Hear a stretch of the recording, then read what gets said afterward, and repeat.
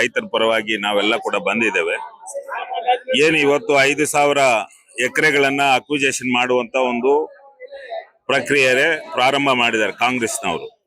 ಇದೆಲ್ಲ ಕೂಡ ಪ್ರಾರಂಭ ಯಾಕಂತಂದ್ರೆ ಇವರು ವ್ಯಾಪಾರ ಮಾಡ್ಲಿಕ್ಕಾಗಿ, ಇವರು ಜನಕ್ಕೆ ಉಪಯೋಗ ಆಗ್ಲಿಕ್ಕಾಗಿ ಅಲ್ಲ.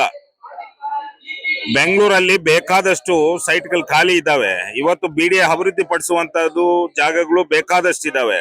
ಅವೆಲ್ಲ ಜನಕ್ಕೆ ಹಂಚೋದ್ ಬಿಟ್ಟು ರೈತರನ್ನ ಇಲ್ಲಿ ಒಕ್ಕಲೆಬ್ಬಿಸಿ ಹೋಗುವಂತ ಒಂದು ಕೆಲಸ ಮಾಡ್ಲಿಕ್ಕೆ ಇವತ್ತು ಕಾಂಗ್ರೆಸ್ನವ್ರು ಮಾಡ್ತಾ ಇದ್ದಾರೆ. ಇದೆಲ್ಲ ನಿಮ್ಗೆ ಏನ್ ಅನಿಸ್ತದೆ?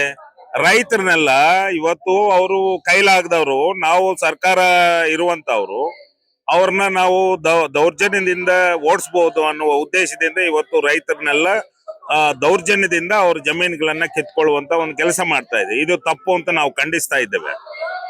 ಯಾಕಂದ್ರೆ ಇವತ್ತು ಯಾರು ಕೂಡ ಆ ಸೈಟ್ಗಳು ಅಲಾಟ್ ಮಾಡಕ್ಕೆ ನಮ್ಮ ರಾಜ್ಯದವ್ರಿಗೆ ಯಾರಿಗೂ ಕೊಡೋದಿಲ್ಲ, ಎಲ್ಲ ರಾಜ್ಯದವರಿಗೆ ಕೊಡೋದು. ನಮ್ಮ ರಾಜ್ಯದಲ್ಲಿ ಒಬ್ಬರಿಗೂ ಕೂಡ ಒಂದು ಸೈಟ್ ಸಿಗೋದಿಲ್ಲ. ಎಲ್ಲ ಕೂಡ ಅವರು ಮಾರ್ಕೊಳ್ಳೋದಕ್ಕಾಗಿ ಈ ಒಂದು ರೈತರ ಭೂಮಿಗಳನ್ನ ಕಿತ್ಕೊಂಡು ಒಂದು ವ್ಯಾಪಾರ ಮಾಡ್ಲಿಕ್ಕೆ ಒಂದು ಪ್ರಯತ್ನ ಪಡ್ತಾ ಇದ್ದಾರೆ ಅಂತ ನನ್ನ ಒಂದು ಅಭಿಪ್ರಾಯ.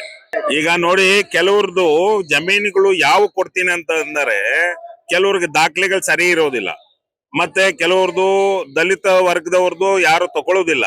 ಅಂತ ಜಮೀನುಗಳು ಮಾತ್ರ ಕೊಡಕ್ಕೆ ಮುಂದೆ ಬಂದಿದ್ದಾರೆ ಅಷ್ಟೇ. ಮಿಕ್ಕಿದ ರೈತರು, ಯಾಕಂದ್ರೆ ಪ್ರತಿ ದಿವಸ ಪ್ರತಿನಿತ್ಯ ಅದರಲ್ಲೇ ಬದುಕ್ತಾ ಇರುವಂತ ರೈತರು ಯಾರು ಕೂಡ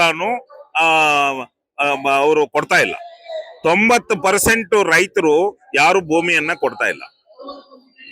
ಅದೇ ರೈತರು ಬದುಕಲಿಕ್ಕೆ, ಯಾಕಂದ್ರೆ ಈಗನೇ ಸಾಲಗಳು ಮಾಡಿ ಎಲ್ಲ ಸಾಯ್ತಾ ಇರ್ತಾರೆ. ಇವ್ರು ಮಾಡ್ತಾ ಇರುವಂತ ಕೆಲಸಗಳು ಇವರು ಈ ತರ ಒಂದು ಸರ್ಕಾರಗಳು ಮಾಡಿದ್ರೆ ಅನಾರೋಗ್ಯದಿಂದ ಸಾಯುವುದು 100% ಸರ್ವನಾಶ ಆಗೇ ಆಗ್ತಾರೆ. ಯಾಕಂದ್ರೆ ಇಂಥ ಸರ್ಕಾರಗಳಿದ್ರೆ ಸರ್ವನಾಶ ಆಗೋದು ಖಾಯಂ. ಒಂದು ಸೈಟ್ಗೆ 3 ಕೋಟಿ ಕೊಡ್ತಾ ಇಲ್ಲ. ಯಾರು ಹೇಳಿದ್ದು? ಒಂದು ಸೈಟ್ಗೆ 3 ಕೋಟಿ ಕೊಟ್ರೆ ಎಲ್ಲಾ ರೈತರು ಕೂಡ ಕೊಟ್ಬಿಡ್ತಾರೆ. ಆದ್ರೂ ಕೂಡ 10 ಕೋಟಿ ಕೊಟ್ಟರು ಕೂಡ ರೈತರು ಅವರ ಜಮೀನುಗಳನ್ನ ಬಿಟ್ಕೊಳಕ್ಕೆ ತಯಾರಿಲ್ಲ. ಕಾರಣ ಏನಂದ್ರೆ ಅದರಲ್ಲೇ ಬದುಕುವಂತ ಆ ಸಂಸ್ಕೃತಿನೇ ಬೇರೆ. ನೀವು ಸಿಟಿ ಸಂಸ್ಕೃತಿನೇ ಬೇರೆ, ಹಳ್ಳಿ ಸಂಸ್ಕೃತಿನೇ ಬೇರೆ. ಇಂತ ಒಂದು ಸಂಸ್ಕೃತಿನಲ್ಲಿ ಇದ್ದಂತವ್ರು ಸಿಟಿ ಲೆವೆಲ್ ಅಲ್ಲಿ ಇರ್ಬೇಕಂದ್ರೆ ಅವ್ರಿಗೆ ಮನಸ್ಸು ಒಪ್ಪೋದಿಲ್ಲ. ಇಲ್ಲ, ಫುಟ್ಪಾತ್ ಒತ್ತುವರಿ ಮಾಡೋದು ತಪ್ಪೇನಿಲ್ಲ. ಯಾಕಂದ್ರೆ ಸುಮಾರು ವರ್ಷಗಳಿಂದ ನಮ್ಮ ಬೆಂಗಳೂರಲ್ಲಿ ಕಚ್ಚಡ ಆಗಿ ಹೋಗ್ಬಿಟ್ಟಿದೆ. ಎಲ್ಲಿ ನೋಡಿದ್ರು ಕೂಡ ಕಚ್ಚಡ. ಅವು ಕ್ಲಿಯರ್ ಮಾಡಿದ್ರೆ ಒಳ್ಳೇದೇ. ಅದು ಫುಟ್ಪಾತ್ ತೆರವು ಮಾಡಿಸೋದು ಒಳ್ಳೇದೇ. ಆ ವ್ಯಾಪಾರಸ್ಥರಿಗೆ ಬೇರೆ ಕಡೆ ಅವ್ರಿಗೆ ವ್ಯವಸ್ಥೆ ಮಾಡೋದು ಒಳ್ಳೇದು, ಸೂಕ್ತ ಅಂತ ಅನಿಸ್ತದೆ.